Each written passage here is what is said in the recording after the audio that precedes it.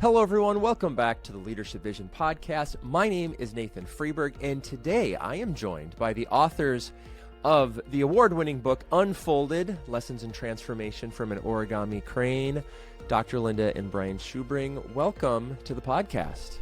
Thank you, Nathan. Thank you. Welcome back. You are a repeat guest, so thanks for thanks for being here again. It's our podcast. So. It is, yes. That is why you are a repeat guest.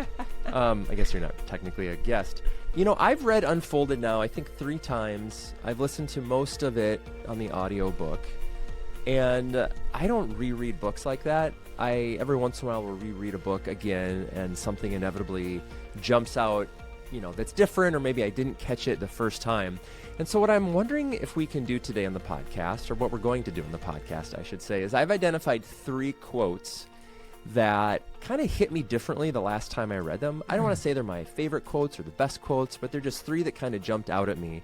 And so I want to tell you the quote and then just kind of see where it goes, see where maybe your brains were at when you wrote that, where or how that quote maybe has jumped off the page differently to different people, different clients, maybe to you as you have reread that, and just kind of see where it goes. So, you game for this? Game. Yes. Okay.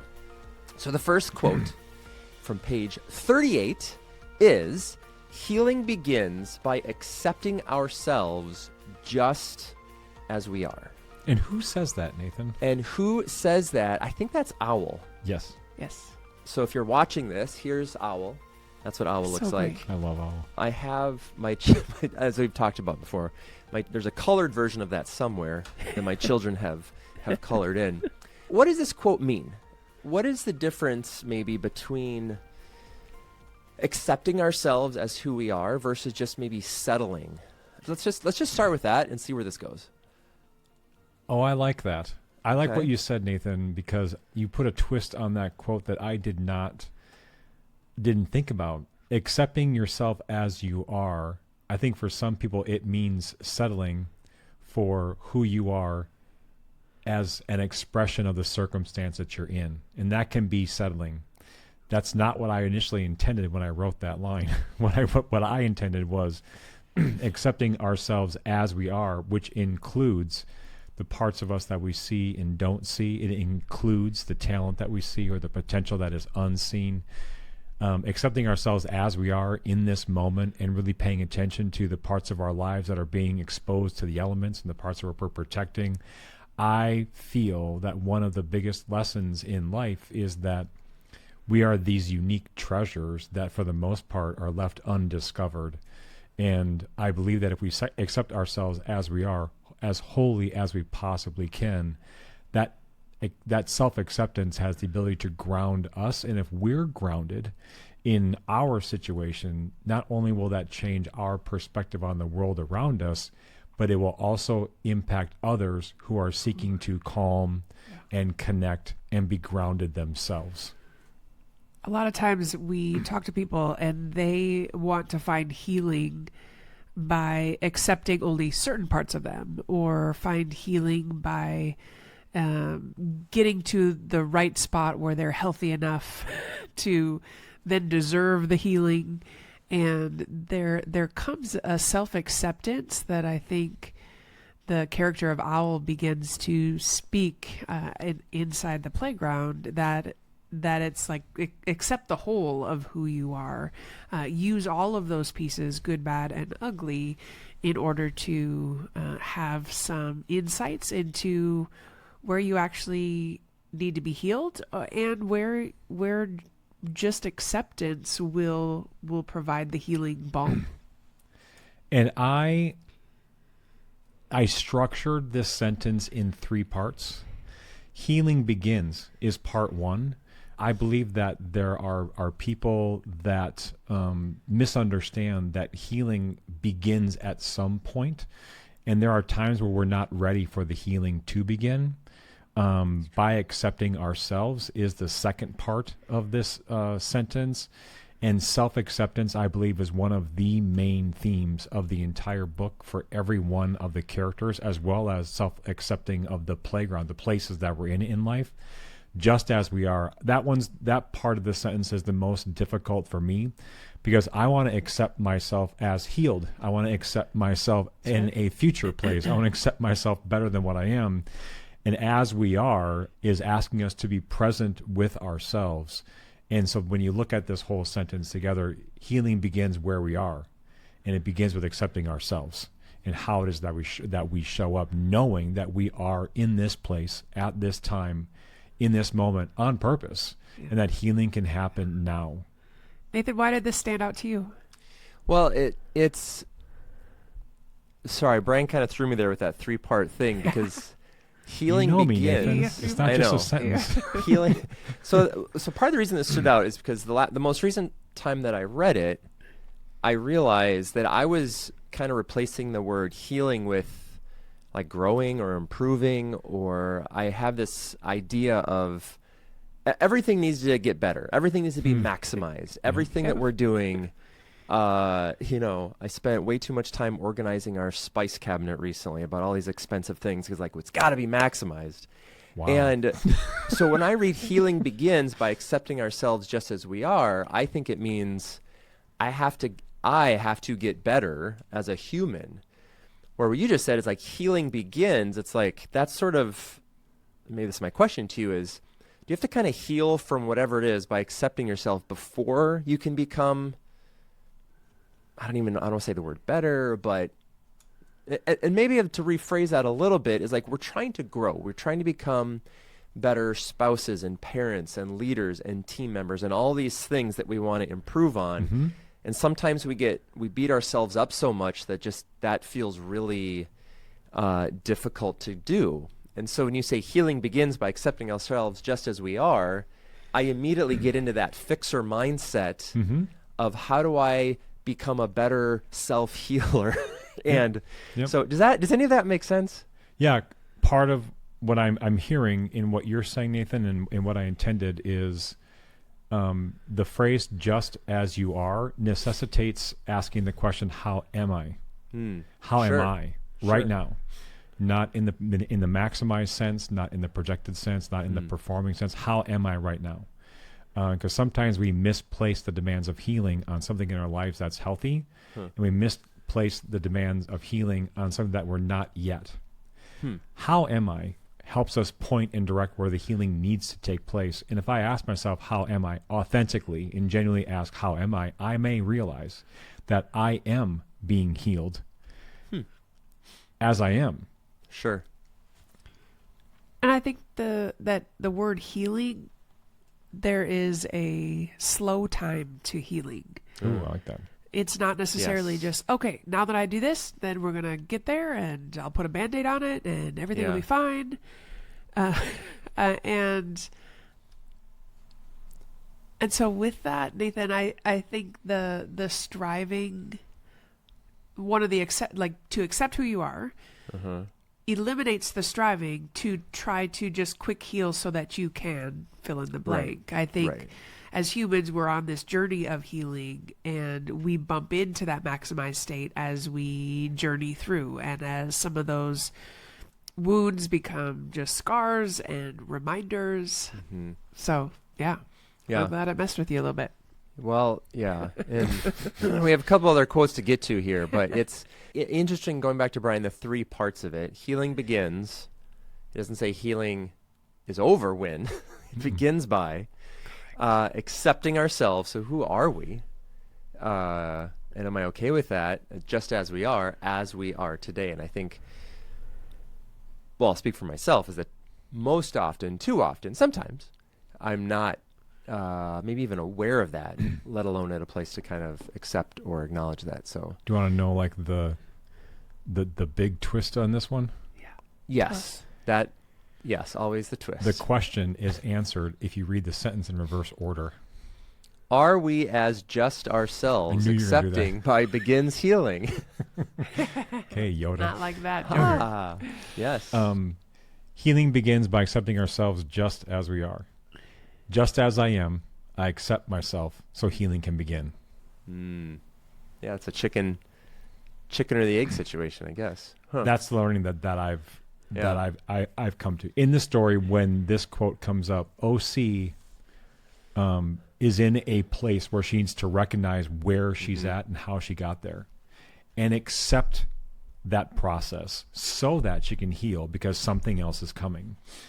And this sentence, it's interesting that you picked that up because that sentence is so important for me. Like I said, I remember writing it, I remember constructing it, and I think that in the work that I've done for myself and on myself with the help of others, I often think that it's only when I'm still and silent and in a contemplative mindset that I can really pay attention to who I am as a person and what actually needs healing versus what I think needs to be better or improved. I think the invitation for all of us is to recognize that we are who we are right now and we're okay.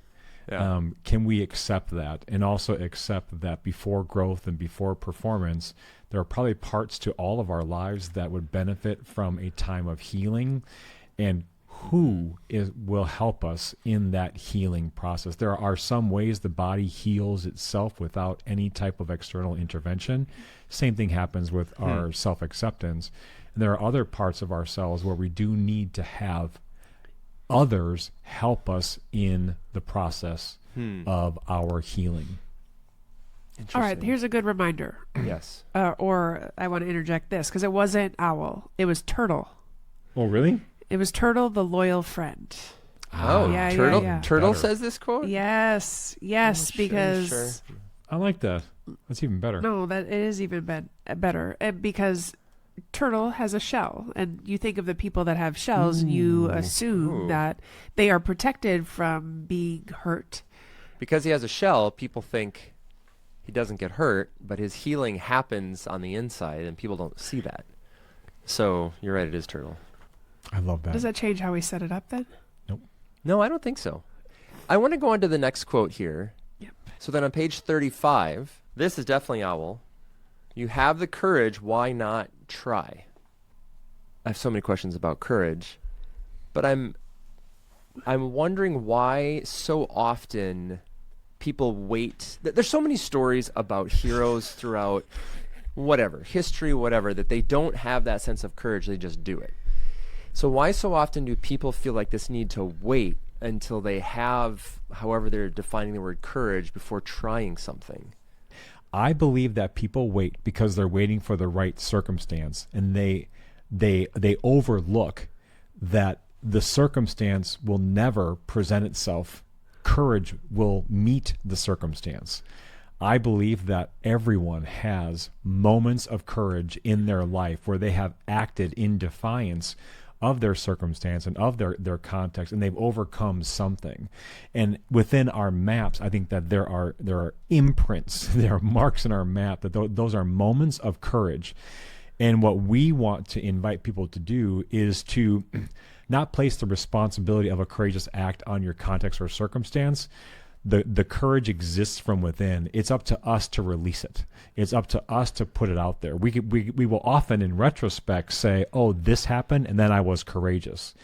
I think that courage waits for the moment for us to just let it go. Well, and I would say that the people that we've worked with, oftentimes there is a fear there, a fear of rejection, a fear of not being perfect, a fear of it's going to hurt, a fear of, well, I don't know what's going to happen on the other end. And it's the courageous among us that acknowledge the fear and then still keep going. And so you have the courage, why not try? For me is this sense of you have the courage, which also means you have the awareness that there is something scary and fearful about this. But why not? Do it anyway. And step forward. Well, what makes someone courageous? Or what are the traits of someone that is more willing to be courageous versus someone who isn't? Like in the real world, in the origami world, whatever example you want to use, like what is it that makes someone willing to take that leap? The definition of courage that comes to mind, even whenever I see the word, is with heart. And it's the people that that act, interact, step forward with heart. And when they are demonstrating that courage and that willingness to let their heart win out over their mind or their intellectual discourse about what they should or shouldn't do, there's oftentimes this place where the courageous among us act with the kind of heart that demonstrates that act of courage in the face of fear or trouble. Oh, that's so good. Well, I learned it from the Wizard of Oz. Really proud of you. Oh. Yes, if only, you need a little courage. I think most people overlook the acts of courage that they express almost every day. When I think that someone is acting courageously, I think that it could be someone voicing an opinion. It could be someone acting for the benefit and on behalf of someone else. Courage could be waiting for the right moment. I think that courage is any time that we act on our intuition. We could act in defiance against something. We could act in threat, or we could act in agreement. Whenever we step out in a way that is a little bit risky or even tentative or testing of ourselves, I think that's an act of courage. And that could be an emotional expression. It could be something empathetic or compassionate as much as it is courageous. What I think happens is oftentimes we see things through different resources that we see as acts of courage, and we think to ourselves, oh, I could never do that. But I do believe that on a daily basis, an act of courage could be someone recognizing, this is where I am from, or this is my family. The reason why I do this is because, and saying things out loud like that, I think are acts of courage. Even recognizing that something you've gone through was difficult could help you realize that it was a courageous move for you to go through that moment. And oftentimes we wait and we don't try. It is in our trying that we discover more of ourselves, and in being more of ourselves, I think that could be perhaps the greatest act of courage of all, is the courage to be all of who we are as wholly and authentically as possible. Exactly. Back to quote number one. And I would say it's not always the action, though. I think there's an inaction or a willingness to not act and not just impulsively, like, I just need to be courageous. Like, well, there's a wisdom that comes with directed courage. Yep. And that's almost the true wisdom, or the true courage, is knowing when that right moment is to act. To know when to hold them and know when to fold them. You got to know when to walk away. Okay, the last quote here, page 21. Owl says, "For your dream to grow, you will need to let go." And so my thought around this is that always true? In order for something good to happen, for growth to happen, does something have to be given up or be lost? Or, we've got these beautiful, humongous rose bushes in the front of our house, and maybe 4 or 5 years ago they were transplanted, and every year the guy that does our yard just kept cutting them back, and I was like, these suckers are dead. And now, kabloom, they're humongous. It's because of that pruning. So I probably destroyed that metaphor, but for your dream to grow, you will need to let go. Is that true in this setting? Do you always have to let something go in order for something else, a dream, to grow? This is a tricky one. In the context of this scene that you're referring to, there is the need to let go. I think that there is a time when dreams will only happen if you hold on to something. So this quote, I think, is more uniquely applied than the previous two, because I do believe that there is a relationship between letting go and holding on. I was in a conversation this morning with an executive, and part of the conversation we had was what he's learning he needs to let go of and what he's learning he needs to hold on to. And so it's a little bit of both. But I do believe that that dreams only have a certain capacity for us to hold on to things. I think that our gripping of dreams will eventually kill them. Ooh, even better. Because we're not willing to adapt them? No, I think sometimes if you get locked into this fixed sense of this is what the dream is, and then these are all the points ahead. Right now, there is so much change in the world, change that is stacked upon change, and with that, it is a necessity to let go. I think if you would have asked me this question a few years ago, I would have said, like, well, not always, I think, but what I'm learning in as I age and as we continue to evolve, that yes, there is this letting go that needs to happen so that you have open hands to hang on to the next portion of the dream, the next step in the steps of growth or becoming what it really needs. I think there are times where you have to hold on for dear life, but the letting go is powerful. Why are you smiling? Because I think that dreams need to grow. You can't hold on to your rose bush too long, Nathan, because it needs to do some growing on its own. Same thing with kids. Like, you can't restrain kids from you have to trust that your dream for that child is going to grow. They may grow in the direction of the dream you have for them, or they may have their own dream, and part of us is to nurture and provide the right conditions for their dreams to grow. Right. Dreams have their own growth cycles, and if we try to interrupt and intersect that, I think that's going to be a problem. I saw a quote on Instagram, and this is the quote: "To love someone is to attend 1,000 births of who they're becoming." And with every 1,000, you think of the 1,000th birth, that is always letting go, or always this wonder of whatever was birthed, is that what it's going to happen. I think about the birthday of Unfolded. I mean, if you would have asked me where would we be in a year, I'm not sure if it would be here.